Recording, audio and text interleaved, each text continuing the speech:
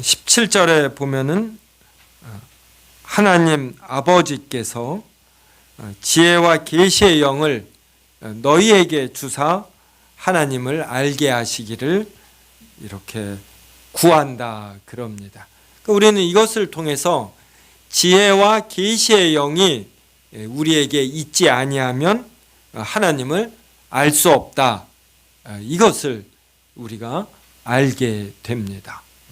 또 18절도 보면 너희 마음의 눈을 밝히사 그럽니다. 이 마음의 눈이 밝아지면 그때 부르심의 소망이 무엇이며 또 성도가 얻게 되는 하나님으로부터 얻게 되는 기업의 영광의 풍성함이 무엇인지 알게 됩니다.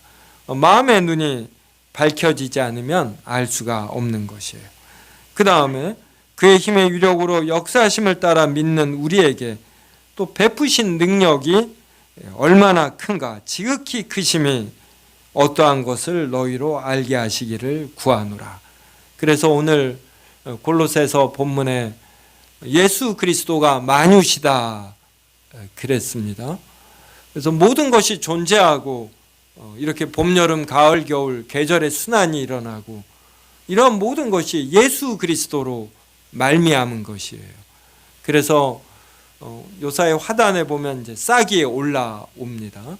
이걸 보면서 예수 그리스도의 존재와 능력을 이렇게 느끼는 거예요.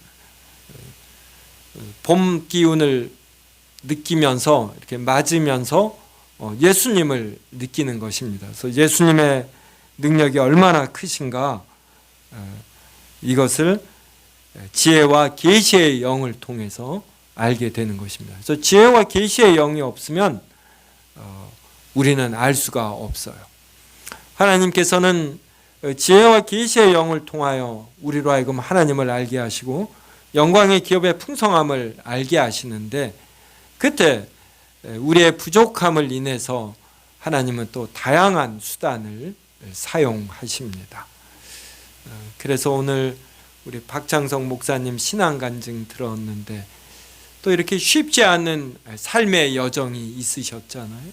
근데 하나님은 이것을 다 사용하셔서 이렇게 이제 2023년 3월서부터 가정에서 예배를 드리며 또 하나님의 뜻이 있을 때 또 든든한 교회 하나가 이렇게 세워져 가게 됩니다.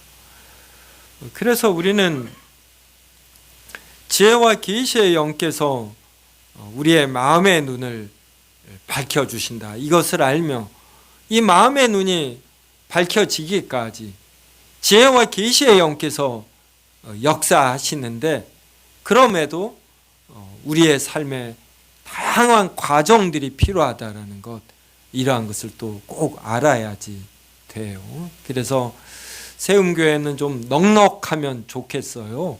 이렇게 너무 깐깐하게 모범적인 삶을 살기만을 요구하지 않고 어떠한 삶을 살았든 어떤 여정이 있든 세움교회가 품을 수 있고 그것을 통해서 하나님께서 역사하시고 섭리하심을 우리가 아주 크게 인정하는 것이에요. 그래서 누가 와도 이렇게 품는 겁니다. 네. 우리 박창성 목사님이 청년들과 잘 어울리고 하고 그러는데 또 우리 김재학 전도사님이 아주 큰 역할 하셨어요. 우리 김재학 전도사님이 사람들을 잘 품지 않습니까? 막 쓸데없이 수다도 떨고 좀 빈 곳이 있게도 보이시고 이게 다 실력이고 인격이라 이런 게 됩니다. 참 좋아요. 네. 그래서 그 여정에 우리가 힘이 돼주는 거죠. 우리 세움교회 성도가 되면은 누구든지 우리는 이렇게 응원과 박수를 보내는 겁니다. 그래서 자신의 아픔과 뭐 이러한 것을 말할 수 있는, 왜냐하면 나를 지지해 주고 응원해 줄 걸 알고 기도해 줄 걸 아니까 이렇게 말할 수 있는 뭐 노골적으로 다 드러낼 필요는 없지요. 그럼 또 서로 또 좀 부담되잖아요. 근데 적절히 말할 수 있는, 그래도 그게 크게 흠이 되지 않는, 그렇게 되면 좋겠어요. 그래서 우리 1월에 설교했나요? 세움교회요. 세움이 예수 그리스도 안에서 세움을 받아, 뿌리를 받고 세움을 받아 여러 사람을 세우는 것입니다. 우리가 세움교회에서 주일마다 은혜를 받고, 그래서 직장에서나 어디에서나 친구들에게나 피스메이커가 되고 활력이 되는 말을 하고, 우리 박장성 목사님은 이제 앞으로 강력한 목회자가 되어서 여러 사람들을 세우고 그러면 얼마나 좋습니까? 또 동해 참빛교회 있는데 거기 김근배 목사님도 몇 년 동안 우리랑 신앙생활 했어요. 목사가 교회에서 일반 성도로 신앙생활하는 거 그거 쉽지 않습니다. 목사의 그릇은 자기가 목사 직분을 감당하지 않을 때 그 지 교회에서 신앙생활을 잘하는가, 이걸로 거의 드러나요. 김근배 목사님도 정말 신앙생활 잘하셨어요. 그분을 인해서 말 한 번 발생하지 않고 찬양대원으로 무엇으로. 우리 박창성 목사님도 인격이 되잖아요. 김재학 전사님 어떻습니까? 겪어보니까. 정말 잘하셔요. 잘하시고 앞으로 교회가 얼마나 기대가 되는지.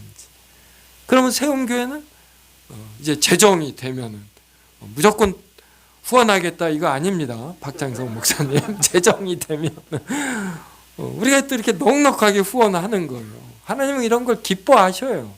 막 너무 치밀하게 계산하지 않고 우리가 도우면 하나님이 크게 또 세움교회 축복해 주십니다. 이게 하나님의 재정의 법칙이거든요.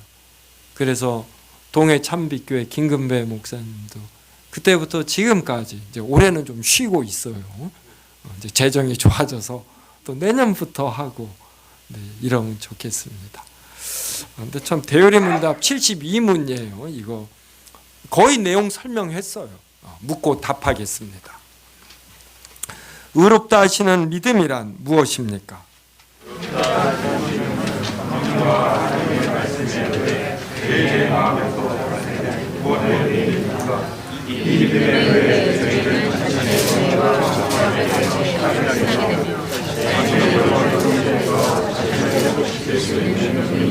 자기 자신과 다른 모든 부끄러움에게 받았다는 약속의 전대사자는데 동일한 뿐만 아니라 죄의 용서를 받고 하나님께서 보시기에 자신의 능력이 구원에 이르게 의롭다고 인정하시고 여겨주시고 공평하게 가르치는 그리스도와 은혜를 받아들이고 지켜하려고 합니다.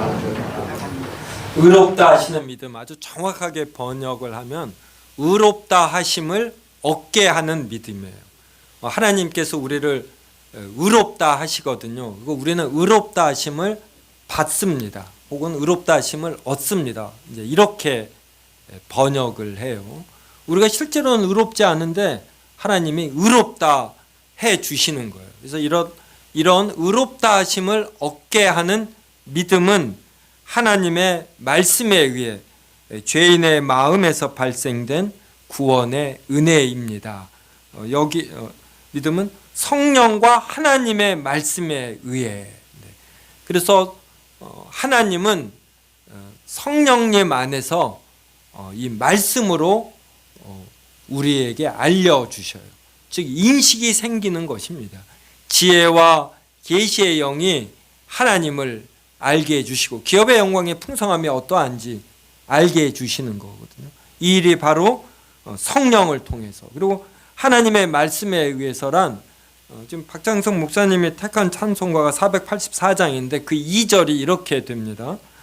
지혜의 주여 말씀으로써 언제나 내 안에 계십소서. 지혜의 주께서 우리 안에 내주하시는데, 내주하시며 이 말씀을 통해서 우리를 깨우쳐 주시는 거예요. 그래서 이 하나님의 진리된 말씀이 이 성경에 기록되어 있는 것입니다. 그래서 이 말씀을 깨닫게 해 주시는 거예요. 바로 이것이 의롭다 하심을 얻게 하는 믿음은 성령, 이 성령께서 하나님의 말씀을 통해 우리를 알려주셔요. 그 말입니다. 그래서 죄인의 마음에서 발생된 구원의 은혜다. 이것은 은혜로 되는 일이다. 그 다음에 이 믿음에 의해 죄인은 자신의 죄와 비참함에 대해 확신하게 됩니다. 또 뭘 확신하게 되냐면 잃어버린 상태에서 자신을 회복시킬 수 있는 능력이 자기 자신과 다른 모든 피조물에게는 없다는 것을 확신하게 돼요. 저는 중학교 때 교회를 떠나 10년 동안 이런 방황을 하면서 여러 종교와 여러 학문을 해서 진리를 얻으려고 했어요. 근데 이게 사람의 힘으로 안 된다라는 것, 이것을 그 10년 속에 정말 처절히 깨달았습니다. 또 하나는 이런 지적 능력만이 아니라 어떤 제가 가지고 있는 못된 성질이라고 할까, 성질머리, 이런 걸 또 제가 깨달았어요. 사람과의 교제 속에서 사람을 힘들게 하는 면이 저에게 있다라는 거, 이런 거를 27에 이렇게 아주 크게 깨달은 거예요. 이제 그럴 즈음에 이제 하나님이 저를 불러 주신 것이죠. 그래서 저는 자신을 회복시킬 수 있는 능력이 사람에게 없다라는 것을 확신하게 되었고, 저의 죄를 깨닫게 되었고, 그 다음에 이 비참함, 사람은 늙고 병들어 죽게 되고, 그리고 어떤 능력의 차이나 빈부의 격차나, 그래서 사람 사는 곳이면 있게 마련인 부조리, 비참함이 있잖아요. 또 이러한 것도 그 27 무렵에 깨닫게 하시며, 그래서 예수님을 제가 다시 영접하게 된 것이죠. 그러니까 중학교 때 교회를 떠났어도 완전히 떠난 건 아니겠죠. 그런데 이것을 분명히 27에 인식하게 되어서 신앙생활을 다시 하게 됐습니다. 그래서 이렇게 확신한다라는 것은 좀 정서적, 감정적 요소를 말을 합니다. 그 다음에 복음의 약속이 참되다는 것에 동의할 뿐만이 아니라 이것은 지적인 측면이에요. 저는 27에 이제 신앙을 다시 갖게 되고 성경 공부를 하면서 설교 말씀과 성경 공부와 그 성경 읽기를 통해서 복음에 대해서 점점 깨닫고 동의하게 됐어요. 그때는 예수님이 정확하게 어떠하신 분인지 정말 흐릿하게 알았습니다. 근데 1년, 2년, 3년 신앙생활 하면서 가장 크게는 또 신학교에 들어가서 공부하면서 예수 그리스도에 대해서 이렇게 지적으로도 많이 깨닫고 더 동의하게 되고, 이제 끝내 목사가 되어 설교하고 책으로도 쓰게 됐습니다. 그 다음에 죄의 용서를 받고 하나님께서 보실 때 나의 인격이 구원에 이르게 의롭다라고 하나님께서 인정해 주시고 여겨 주시도록, 하나님이 저를 이렇게 여겨 주셔야지 되는데, 그러면 그때 제가 예수님을 영접해야지 되거든요. 그래서 복음이 말해주는 그리스도, 그리고 그분의 의, 그분의 의라는 것은 예수님의 모든 율법을 지키면서 획득한 의, 우리의 죄를 대신 짊어지고 획득한 의, 이 의를 말하는 거예요. 그래서 그리스도를 제가 받아들이고 의지했습니다. 그리고 저는 영혼에 대한 관심이 참 많거든요. 죽음 이후의 세계에 대해서. 그래서 제가 정말 멋지게 해보고 싶은 것이 죽을 때 멋지게 죽고 싶은 거예요. 목사가 돼가지고 죽지 않으려고 중병에 걸려서도 신유의 노래 막 부르고 기도하는 목사님 찾아다니고 이런 거 안 하고 그냥 죽을 때 되면 깨끗이 죽고, 저녁에 말기암 환자들은 저녁에 불을 못 끄게 한대요. 불안하고 두려워서. 내 눈 뜨고 있다가 아침에 해 밝으면 그때부터 주무신다고 그러더라고요. 근데 저는 밤에 잘 자고 싶어요. 이제 이게 정말 지금서부터 제가 저를 이렇게 다지는데, 죽으면 육신의 고통으로부터 해방이에요. 제 영혼은 영화로워져서 하나님의 품 안에 안깁니다. 이거에 대한 확신이 저는 강해요. 이런 면에서 그리스도와 그분의 의를 제가 받아들이고 의지하는 거예요. 이것은 저의 의지의 측면입니다. 확신은 감정의 측면이고 동의는 지적인 것이고 의지로 그리스도와 그분의 의를 받아들여요. 그래서 제가 이 목사질 하는 게 제가 정말 기쁨으로 해요. 제가 목회하기로 결정한 때부터 지금까지 제 옷을 입은 듯하고 이것 말고 제가 할 것이 무엇가 있겠는가. 이제 그만큼 그리스도와 그분의 의에 대한 확신과 동의와 의지가 강한 것이죠. 바로 이것이 가능하게 하는 것이 의롭다 하심을 얻게 하는 믿음인 거예요. 믿음. 하나님께서 성령님과 하나님의 말씀으로 이걸 알려주시는 거예요. 지혜와 계시의 영께서. 그래서 우리 성도님들도 지혜와 계시의 영을 통해 받은 이 믿음, 이것은 이제 점점 더 이 오후 예배에 참여하면서 이 말씀을 통해서 분별력이 더 강해지시잖아요. 그래서 꾸준히 참여하시면 이 믿음이 더 강해지고, 그리고 이 성경이 정말 하나님의 말씀이다, 하나님의 이 엄청난 지혜가 들어가 있다, 이것을 더 깨닫게 될 것입니다. 그래서 우리가 서로 격려하고 세우며 이렇게 하나님의 말씀 안에서 크게 자라가는 일이 있기를 바랍니다. 그리고 이제 3월에 또 신앙 간증해 주셔요. 이렇게 저에게 자원해 주시고, 그래서 이런 신앙 간증을 통해서 서로 격려받고 위로받고 세우고 그러면 좋겠습니다.